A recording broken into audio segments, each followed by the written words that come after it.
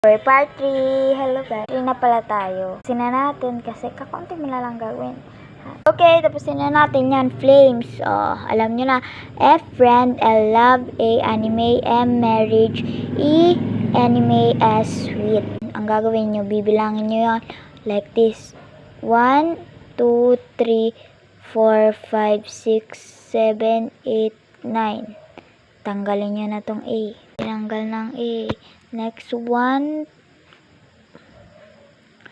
2, 3, 4, 5, 6, 7, 8, 9. Tanggalin ang S.